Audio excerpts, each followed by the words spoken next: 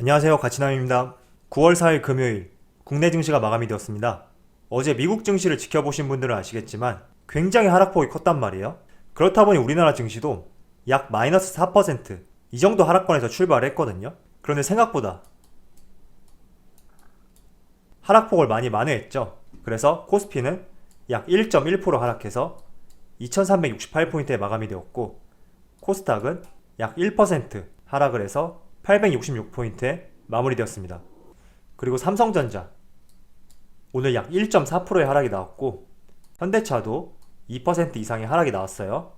이어서 LG화학은 하락폭이 조금 컸네요. 약 3%의 하락이 나왔고, 카카오도 2%의 하락이 나왔습니다. 그리고 오늘 지수가 출발할 당시만 하더라도 약 마이너스 4%권에서 시작을 했었는데, 이런 경우라면 차라리 매매를 쉬던가 여러분들이 중장기 투자로 접근하셨다면 핸드폰 혹은 PC를 보지 않는 것이 더 좋을 수 있어요. 그래서 오늘 저도 장 초반에 지수가 좋지 못한 출발을 보이는 것을 보고 오전장에는 거의 체크를 하지 않았거든요. 그런 의미에서 제가 시작하기 전에 사진 하나 보여드릴게요. 자, 굉장히 맑죠? 제가 일하는 사무실이 있는데 광명역 근처에 있거든요. 옥상에 올라가서 사진 한 장 찍었는데 오랜만에 날씨가 정말 좋더라고요. 그래서 여러분들도 항상 주식을 투자할 때는 들여다보는 것도 좋지만 오늘처럼 시장이 나쁠 때는 차라리 매매를 쉬면서, 혹은 저처럼 중장기 투자를 하시는 분들은 쳐다보지 않으면서 여유를 가질 필요가 있다고 말씀을 드릴게요. 우리가 너무 한 곳에만 매몰되면 계속 그곳에 집중되고 계속 스트레스만 받는단 말이죠. 그래서 여유를 가질 필요가 있다, 이런 말씀을 드리고 시작해 보도록 하겠습니다. 먼저 수급을 한번 살펴볼게요. 자, 코스피의 수급을 살펴보면 외국인하고 기관 양매도가 나왔는데, 특히 기관에서 매도 물량이 상당했죠. 기관은 언제쯤 큰 매수세로 이어질지 정말 궁금합니다. 자, 오늘 증시가 좋지 못했던 만큼 삼성전자의 흐름을 살펴보면 외국인과 기관의 양매도가 나왔어요. 그리고 개인이 나홀로 물량을 다 받았다고 볼 수가 있겠고, 현대차는 소폭 외국인이 들어왔네요. 그런데 기관이 많은 물량으로 매도세로 전환이 되었고, LG화학은 삼성전자랑 비슷한 흐름이 나왔죠. 기관과 외국인 모두 큰 매도 물량으로 빠져나갔다고 말씀을 드릴게요. 자, 어제 사실 미국 증시가 굉장히 큰 폭으로 하락을 했단 말이에요. 먼저 다우지수 같은 경우에 약 3%의 하락이 나왔고, 나스닥 같은 경우에는 5%에 가까운 큰 하락이 나왔어요. 그렇다 보니까 우리나라 증시 같은 경우에도 좋지 못한 흐름이 이어질 것이다, 이렇게 생각을 했었지만 생각보다 굉장히 잘 방어했다고 생각을 하고 있거든요. 물론 제가 가지고 있는 종목들 대다수가 파란불로 마감을 했지만 그래도 나름대로 나스닥과 비교했을 때 하락폭도 적었고 장 막판으로 갈수록 낙폭도 줄였기 때문에 굉장히 잘 선방했다고 생각을 하고 있습니다. 그리고 나스닥에 이렇게 큰 하락을 보였던 이유는 딱히 별다른 이유도 없거든요. 지난 코로나 이후로 6개월 만에 최대폭의 급락이라고 하는데, 한 가지 이유를 붙여보자면 미국 서비스업 지수 발표, 예상치를 하회해서 발표를 했는데 큰 폭의 하락도 아니었기 때문에 이 점이 나스닥을 5% 가까이 밀어내릴 수 있는 원인은 되지 못한다, 이렇게 생각하고 있어요. 그래서 오늘과 같은 나스닥의 하락은 기술주 중심으로 팡기업이라고 하죠. 차익 매물이 쏟아져 나왔을 가능성이 높다고 생각을 하고 있습니다. 사실 지난 3월달에 코로나 사태 이후로 국내 증시하고 미국 증시 굉장히 비슷한 흐름을 보였단 말이에요.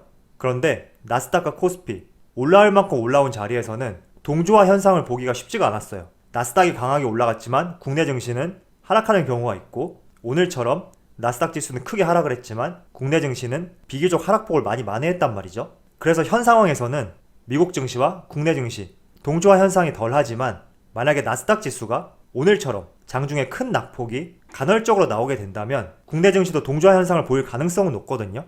왜냐하면 아무리 유동성 장세라고 하지만 사람으로 비유하자면 이런 말이 있잖아요. 어떤 사람이 한두 번 실수를 해도 내가 그 사람을 바라보는 이미지는 바뀌지 않는단 말이죠.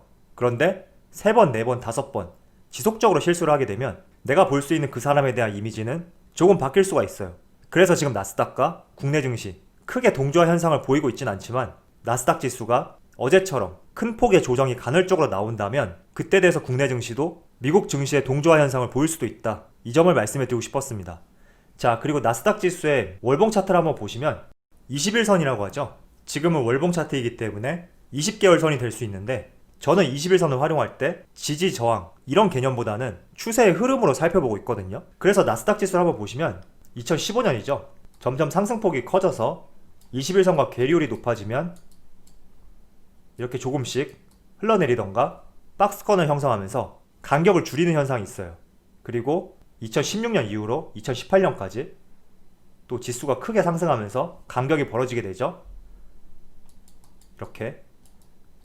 그럼 다시 조금 지수를 내려서 간격을 조정하고 또 이번에도 급격하게 올라가니까 간격을 줄이고, 이런 현상들이 반복되고 있단 말이에요. 나스닥에만 적용되는 이야기는 아니거든요. 그런데 최근 지수를 보시면 코로나 사태 이후로 급격하게 증가를 했어요. 그리고 이격도가 상당히 벌어졌죠. 그래서 이런 이격도를 줄일 수 있는 가능성은 언제든지 나올 수 있다, 이렇게 생각하고 있습니다. 다만 여기서 제가 말씀드리고 싶은 내용은 앞으로 폭락장이 지속적으로 이어지거나 하락의 흐름으로 이어질 것이다, 이런 말씀을 드리는 것은 아니고, 이격도를 줄일 가능성은 높지만 우리가 매매하는 큰 틀은 벗어날 필요는 없다고 말씀을 드리고 싶어요. 여기서 매매하는 패턴에 대한 큰 틀에 대해서 간단하게 말씀을 드리면 이런 거죠. 지금 내가 매수하는 종목이 시장에서 관심을 받는 이슈되는 산업인지, 이런 부분을 체크할 필요가 있고, 너무 고점에서 매수한 것은 아닌지 이 부분도 살펴볼 필요가 있단 말이죠. SK케미칼 종목을 예를 들어서 한번 말씀드릴게요. 항상 우리는 어떤 종목을 매수하고 싶은 순간이 최고점일 때가 많아요. 다르게 표현하자면 급하게 오르는 종목들, 상한가를 가는 종목들, 이런 종목들을 보고 있으면 다시는 매수 기회를 주지 않을 것 같고 지금이라도 매수해야 될 것 같은 이런 기분이 들죠. 그래서 이렇게 최고점에 매수하는 경우가 있는데, 이런 경우만 아니라면 우리가 매매하는 방식에 대해서 바꿀 필요는 없다고 생각하고 있습니다. 우리가 항상 매수하는 포인트는 이렇게 급하게 상승했을 때, 이런 때가 아니라 눌러주는 구간 있죠. 이런 부분들 잘 확인을 하시고 다시 주가가 반등하는 시점, 그 길목에서 본격적으로 반등이 나오는지 체크를 하시고 매수를 하신다면 오늘과 같이 코스피 지수가 비교적 크게 하락이 나오더라도 매매 패턴을 바꾸던가 전략을 바꿀 필요는 없다고 생각을 하고 있습니다. 그래서 여러분들이 눈여겨볼 점은 이런 구간들 잘 확인해 보시고, 이격이 급하게 벌어졌을 때는 나스닥은 언제든지 조정의 구간이 발생이 되었다, 이 점을 기억을 하시고, 이런 조정의 폭이 크다면 국내 증시도 동조화되는 현상을 보일 수 있겠죠. 그렇지만 이런 동조화 현상을 보인다고 해서 시장에 가야 할 흐름은 끝난 것이 아니다, 이 점을 기억을 해주셨으면 좋겠습니다. 이렇게 조정 구간이 나온다고 하더라도 흐름은 꺾이지 않았단 말이죠. 이 부분을 조금 더 기억을 해주시고 집중을 해주시면 좋을 것 같습니다. 자, 지금부터는 제가 여러분들에게 그린 뉴딜 그리고 K 뉴딜 지수, 이 두 가지에 대해서 한번 말씀을 드려볼게요. 먼저 그린 뉴딜, 어제 정부에서 이런 발표를 했었거든요. 여기 하단을 보시면 2025년까지 20조 원 규모로 신설되는 정책형 뉴딜 펀드와 뉴딜 인프라 펀드, 민간 뉴딜 펀드를 조성해서 수소 전기차 등 뉴딜 기업에 투자하겠다는 계획을 밝혔다. 그리고 정책금융기관 100조, 민간금융회사 70조 원 등 170조 원을 뉴딜 프로젝트에 투자하기로 했다, 이런 발표를 했어요. 이 때문에 오늘 그린 뉴딜 정책과 관련된 풍력, 태양광, 수소, 오늘 수소 관련주는 조금 약했지만 풍력하고 태양광 굉장히 강하게 올라갔단 말이죠. 제가 풍력 관련주 CS윈드, 동국 SNC, 두산중공업, 유니슨, 이런 종목들은 지난 6월달에 정부에서 그린 뉴딜 정책에 관련해서 발표를 할 때 여러 번 말씀을 드렸어요. 그리고 유니슨 같은 경우에는 오늘 상한가를 갔죠.